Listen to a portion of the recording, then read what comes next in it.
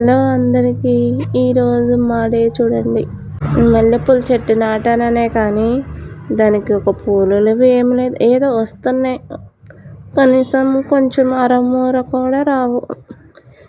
సర్లే అనుకొని ఏదో ఉక్సులు కాజాలు వేయాలి కదా, అర్జెంట్ బ్లౌజులు ఉన్నాయి. అవి ఈరోజు ఎలా అయినా ఇవ్వాలి. అవి ఎలా ఉన్నాయి, డిజైన్ బాగుంది కదా, నచ్చితే లైక్ చేయండి, సబ్స్క్రైబ్ చేయండి. ఏదో సింపుల్గా కుట్టమన్నారు, నాకేం ఐడియా రాలేదు. ఇదైతే బాగుంది కదా అని చెప్పేసి కుట్టేసా. ఇంకా ఇంటికి మా ఇళ్ళకి పుచ్చకాయల బండి వచ్చింది. నాకు అసలుకి పుచ్చకాయలు అంటే చాలా ఇష్టం. సరేనని తీసుకున్నా. 3 కేజీలు వచ్చేసి 60 రూపాయలు. ఇంకా తీసుకున్నాక మనం ఆగేదే లేదు కదా, తేవడం కట్ చేయడం. ఎలా ఉంటుందో అనుకున్నా. అసలు కలర్ చూసారా ఎంత బాగుందో, టేస్ట్ ఎలా ఉంటుందో. కొన్ని కాయలు చప్పగా ఉంటాయి కదా, ఇవి ఎలా ఉంటుందో అనుకున్నా. కట్ చేసిన తర్వాత టేస్ట్ చూసా.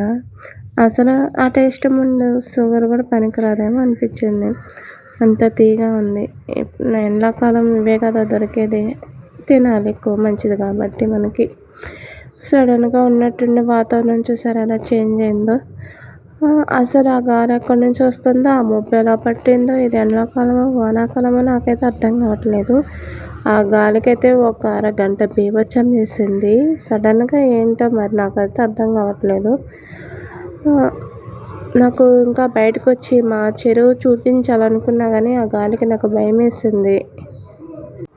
అందుకని ఇంట్లో నుంచే తీసాను, ఏమనుకోబోకండి.